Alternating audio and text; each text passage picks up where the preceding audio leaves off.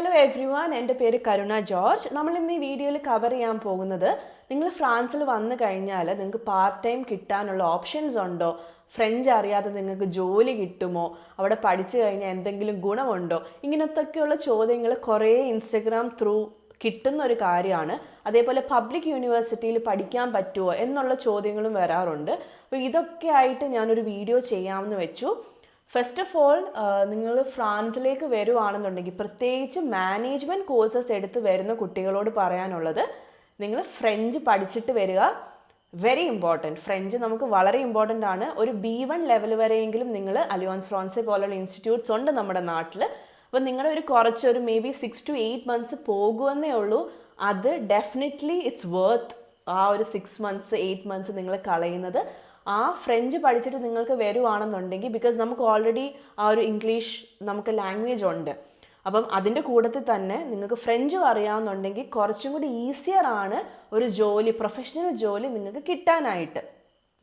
അതേപോലെ തന്നെ ഫ്രഞ്ച് അറിയാതെ തന്നെയും നമുക്ക് പാർട്ട് ടൈം കിട്ടുമോ എന്ന് ചോദിക്കുന്നവരോട്, മാക്ഡൊണാൾഡ്സ്, ഡൊമിനോസ് പോലെയുള്ള ബ്രാൻഡ്സിൻ്റെ കൂടെ ഫ്രഞ്ച് അറിയാതെ വർക്ക് ചെയ്യുന്ന കുട്ടികളുണ്ട്. അപ്പം നിങ്ങൾ എപ്പോഴും സ്റ്റുഡൻ്റായിട്ട് വരുമ്പോൾ നിങ്ങൾക്കൊരു 20 hours വർക്ക് ചെയ്യാൻ പറ്റത്തുള്ളൂ. അപ്പം ഈ ഏജൻസീസ് പറയുമെന്ന് ഞാൻ കേട്ടിട്ടുണ്ട്, നിങ്ങൾക്ക് ഇത്ര ലക്ഷം ഒരു മാസം നിങ്ങൾക്ക് ഏൺ ചെയ്യാൻ പറ്റും, ലോണൊക്കെ അടച്ച് തീർക്കാം. പക്ഷെ റിയാലിറ്റി എന്ന് പറയുന്നത്, നിങ്ങൾക്ക് 20 hours ഒരു ആഴ്ച വർക്ക് ചെയ്യുവാണെങ്കിൽ ഒരു മാസം യു വിൽ ഗെറ്റ് അറൗണ്ട് ഒരു 750 to 800 അല്ലെങ്കിൽ മാക്സിമം 850 ആ ഒരു റേഞ്ചിലാണ് നിങ്ങൾക്ക് സാലറി കിട്ടുന്നത്. പക്ഷേ അത് നിങ്ങൾ ചിന്തിക്കേണ്ടത്, അപ്പോഴത്തേക്ക് നിങ്ങൾ വിചാരിക്കും ഓക്കെ ഒരു 80,000 കിട്ടും, മാനേജ് ചെയ്യാം. പക്ഷേ എക്സ്പെൻസ് നിങ്ങൾ ചിന്തിക്കണം. അക്കോമഡേഷന് അറൗണ്ട് ഒരു മിനിമം €350 എന്താണെങ്കിലും ആകും. 300 to 350 മിനിമം ആകും. പിന്നെ നിങ്ങളുടെ ഫുഡ്, അത് ബാക്കി എക്സ്പെൻസസ്, ട്രാൻസ്പോർട്ട്, ഇതെല്ലാം കഴിഞ്ഞിട്ട് നിങ്ങൾക്ക് വീട്ടിലേക്ക് അയക്കാനോ അല്ലെങ്കിൽ മേ ബി ലോണ് കുറച്ച് എമൗണ്ട് മേ ബി അടയ്ക്കാൻ പറ്റുമായിരിക്കാം. പക്ഷേ വീട്ടിലേക്കൊരു ഇത്തരം എമൗണ്ട് മന്ത്ലി കൊടുക്കാനൊക്കെ ആയിട്ട് വളരെ ബുദ്ധിമുട്ടായിരിക്കും. അപ്പോൾ ഇങ്ങനെയൊക്കെ ചിന്തിച്ച് നിങ്ങൾ ഫ്രാൻസിലേക്ക് വരുവാണെന്നുണ്ടെങ്കിൽ ദയവ് ചെയ്ത് വേറെ കൺട്രീസ് നോക്കുന്നതായിരിക്കും ഏറ്റവും ബെറ്റർ. പിന്നെ പറയാനുള്ളത്, പ്രൊഫഷണൽ ജോലി കിട്ടുമോ അവിടെ ഒരു മാനേജ്മെൻറ്റ് കോഴ്സ് പഠിച്ചു കഴിഞ്ഞാൽ എന്ന് ചോദിക്കുന്നവരുണ്ട്.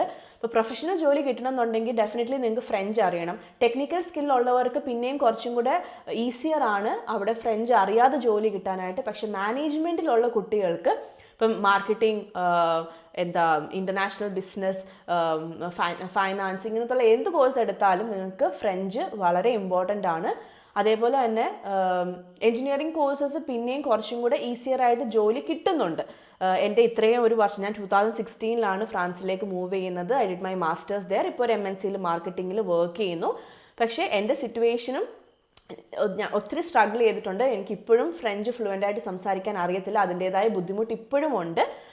അപ്പം എനിക്ക് പറയാനുള്ളത്, എൻ്റെ ഒരു എക്സ്പീരിയൻസ് വെച്ചാണ് ഞാൻ പറയുന്നത്, ഫ്രഞ്ച് അറിയാതെ അങ്ങോട്ട് വന്നു കഴിഞ്ഞാൽ നിങ്ങൾ ഡെഫിനറ്റ്ലി നിങ്ങൾക്ക് അവിടെ വന്നു കഴിഞ്ഞാൽ നിങ്ങൾ റിയലൈസ് ചെയ്യാൻ പോകുന്നത് പഠിച്ചിട്ട് വന്നാൽ മതിയായിരുന്നു എന്ന് ഇങ്ങനെ പറഞ്ഞ് കുറേ കുട്ടികളുടെ വായിൽ നിന്ന് കേട്ടിട്ടുള്ളത് കൊണ്ടാണ് പറയുന്നത്.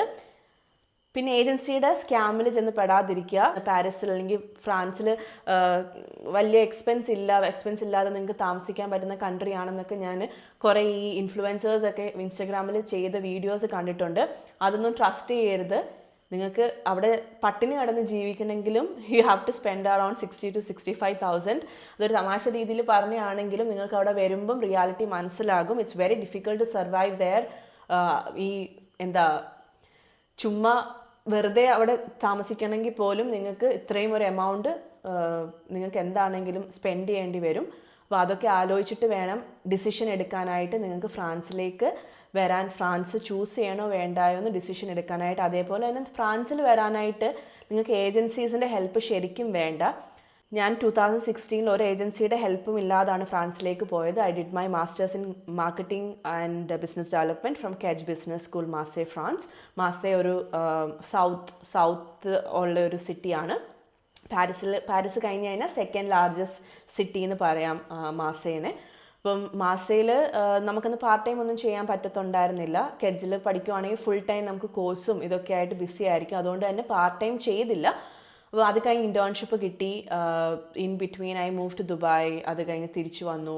അപ്പോൾ അങ്ങനെയൊക്കെ ആയിരുന്നു എൻ്റെ ഒരു ജേർണി എന്ന് പറയുന്നത്. അപ്പം എൻ്റെ ഒരു എക്സ്പീരിയൻസിൽ നിന്നാണ് ഞാൻ പറയുന്നത്, നിങ്ങൾക്ക് ഫ്രഞ്ച് അറിയാതെ നിങ്ങൾ ഫ്രാൻസിലേക്ക് വരുവാണെന്നുണ്ടെങ്കിൽ പ്രത്യേകിച്ച് മാനേജ്മെൻറ്റിൽ വളരെ ബുദ്ധിമുട്ടാണ്. അപ്പോൾ ഒരു പ്രൊഫഷണൽ ജോലിയൊക്കെ എയിം ചെയ്ത് വരുന്ന ആൾക്കാരാണെങ്കിൽ നിങ്ങൾ ഒന്നെങ്കിൽ ഫ്രഞ്ച് പഠിച്ചിട്ട് വരിക, ഇല്ലാന്നുണ്ടെങ്കിൽ വേറെ കൺട്രി ചൂസ് ചെയ്ത് പോവുക. പിന്നീട് ചോദിക്കുന്ന ഒരു കാര്യമാണ് അക്കോമഡേഷൻ കിട്ടാനായിട്ട് എളുപ്പമാണോ എന്നുള്ളത്. അപ്പോൾ നിങ്ങളുടെ കോളേജ് എവിടെയാണെന്ന് വെച്ചാൽ അതിൽ നിന്നൊരു 40 ഇപ്പം ഞാൻ പാരീസിൻ്റെ കാര്യമാണ് പറയുന്നത്. ഔട്ടർ സിറ്റീസിൽ കുറച്ചും കൂടെ റേറ്റ് കുറവാണ്, എക്സ്പെൻസ് കുറവായിരിക്കും പാരീസിനെ അപേക്ഷിച്ച് നോക്കുവാണെങ്കിൽ. അപ്പം പാരീസിലാണെന്നുണ്ടെങ്കിൽ നിങ്ങൾ ഔട്ടർ പാരീസൊക്കെ അക്കോമഡേഷൻ കിട്ടാനായിട്ട് മാക്സിമം നോക്കുക. ബിക്കോസ് പാരീസിൽ കുറച്ചും കൂടെ എക്സ്പെൻസ് ആണ്. ഒരു 300 to 350 റേഞ്ചിലൊക്കെ നിങ്ങൾക്ക് അക്കോമഡേഷൻ വേണം എന്നുണ്ടെങ്കിൽ അതൊക്കെ ഏറ്റവും കുറവാണ്. അത് ഷെയർഡ് അക്കോമഡേഷനൊക്കെ ആയിരിക്കും കിട്ടുന്നത്. അങ്ങനെയാണെന്നുണ്ടെങ്കിൽ നിങ്ങൾക്ക് ഔട്ടർ പാരീസിൽ അക്കോമഡേഷൻ നോക്കുന്നതായിരിക്കും ഏറ്റവും ബെറ്റർ. സോ ഇതൊക്കെയാണ് ചുരുക്കി പറയുകയാണെന്നുണ്ടെങ്കിൽ ഫ്രഞ്ച് മസ്റ്റാണ്. അതേപോലെ തന്നെ നിങ്ങൾ ഏജൻസീസ് പറയുന്ന പ്യുവർലി വിശ്വസിക്കാതെ ആ കോളേജ് അവർ പറയുന്ന ഏതാണ്, പ്രത്യേകിച്ച് ഞാൻ എടുത്തു പറയാം, college de Paris, ISDBA, ISTEC ഇങ്ങനത്തുള്ള കോളേജസ് ഒക്കെ റെപ്യൂട്ടഡ് ആയിട്ടുള്ള കോളേജസ് അല്ല. അതിലോട്ട് വരുന്ന കുറേ കുട്ടികൾ അവിടെ വന്നിട്ടാണ് റിയലൈസ് ചെയ്യുന്നത് അവർ നല്ല സ്കൂളിലല്ല വന്നത്, അപ്പോൾ ഇവിടെ പഠിച്ചു കഴിഞ്ഞാൽ പ്രത്യേകിച്ച് ഗുണമൊന്നുമില്ല ഫ്യൂച്ചറിനെന്ന് വന്നു കഴിഞ്ഞിട്ടാണ് റിയലൈസ് ചെയ്യുന്നത്. അപ്പം ഈ കോളേജസ് ഒക്കെയാണ് ഏജൻസീസ് പറയുന്നതെന്നുണ്ടെങ്കിൽ മാക്സിമം അവിടെ പോകാതെ നോക്കുക. സോ പിന്നെ പറയാനുള്ളത് പബ്ലിക് യൂണിവേഴ്സിറ്റിയിൽ വരാനായിട്ട് എളുപ്പമാണോ എന്ന് ചോദിക്കുന്നുണ്ട് കുറേ ആൾക്കാർ. അപ്പം പബ്ലിക് യൂണിവേഴ്സിറ്റിയിൽ നിങ്ങൾക്ക് പഠിക്കണമെന്നുണ്ടെങ്കിൽ പ്രത്യേകിച്ച് മാനേജ്മെൻറ്റ് കോഴ്സസ് ഒക്കെ ചെയ്യണമെന്നുണ്ടെങ്കിൽ അവിടെ എല്ലാം ഫ്രഞ്ചിലാണ് കോഴ്സസ്. അപ്പം ഫ്രഞ്ച് ഒരു B2 ലെവൽ ഉണ്ടെങ്കിൽ മാത്രമേ നിങ്ങൾക്ക് പബ്ലിക് യൂണിവേഴ്സിറ്റിയിൽ സെലക്ഷൻ കിട്ടത്തുള്ളൂ. ഇംഗ്ലീഷ് കോഴ്സസ് വളരെ കുറവാണ്. പിന്നെ ഓൾട്ടർനൻസ് പോലെയുള്ള ഇപ്പം ഞാൻ 2018 പാരീസ് സോർബോണിൽ masters in information knowledge system and management എന്ന് പറഞ്ഞിട്ട് ഒരു കോഴ്സ് ചെയ്തിട്ടുണ്ട്. പക്ഷേ unfortunately due to personal reasons എനിക്കത് കംപ്ലീറ്റ് ചെയ്യാൻ പറ്റിയില്ല. ഞാനൊരു 6 months അവിടെ പഠിച്ചുള്ളൂ. പക്ഷെ അതെന്ന് പറയുന്നത് നമ്മളൊരു കമ്പനിയുടെ കൂടെ വർക്ക് ചെയ്തിട്ട് നമ്മൾ കോളേജിൽ, അപ്പം കമ്പനി നമ്മുടെ കോഴ്സിൻ്റെ എമൗണ്ട് എല്ലാം പേ ചെയ്യും ആൻഡ് മന്ത്ലി നമുക്കൊരു പേയ്മെൻറ്റ് അവർ തരുകയും ചെയ്യും. അങ്ങനെയാണ് ഓൾട്ടർനൻസ് എന്ന് പറയുന്നത്. പക്ഷേ അതും നമ്മൾ അവിടെ ഒരു നല്ല റെപ്യൂട്ടഡ് കോളേജിൽ പഠിക്കുകയാണെങ്കിൽ മാത്രമേ നമുക്ക് ആ ഒരു കോഴ്സിനും അപ്ലൈ ചെയ്യാനായിട്ട് പറ്റത്തുള്ളൂ നമ്മുടെ മാസ്റ്റേഴ്സ് കഴിഞ്ഞതിന് ശേഷം. അല്ലാതെ പബ്ലിക് യൂണിവേഴ്സിറ്റിയിൽ വരാൻ ഡെഫിനറ്റ്ലി ഫ്രഞ്ച് വേണം. അപ്പോൾ നിങ്ങൾക്ക് എന്തെങ്കിലും ഡൗട്ട്സ് ഉണ്ടെങ്കിൽ നേരെ ഏജൻസിയിൽ പോയി ചോദിക്കാതെ ക്യാമ്പസ് ഫ്രാൻസിൻ്റെ വെബ്സൈറ്റിൽ കയറി അവരെ കോൺടാക്ട് ചെയ്യാനായിട്ട് നോക്കുക. ബിക്കോസ് ക്യാമ്പസ് ഫ്രാൻസ് ആണ്, ഇപ്പം നിങ്ങൾ ഏത് ഏജൻസി വഴി പോയാലും നിങ്ങൾ വിസയ്ക്ക് സബ്മിറ്റ് ചെയ്യുന്നതിന് മുമ്പ്, VFSൽ പോകുന്നതിന് മുൻപ് ക്യാമ്പസ് ഫ്രാൻസിൻ്റെ ഇൻ്റർവ്യൂ കഴിഞ്ഞാൽ മാത്രമേ, അത് ക്ലിയർ ചെയ്ത് കഴിഞ്ഞാൽ മാത്രമേ നിങ്ങൾക്ക് ഫ്രാൻസിലേക്ക് പോകാൻ NOC പോലും കിട്ടത്തുള്ളൂ.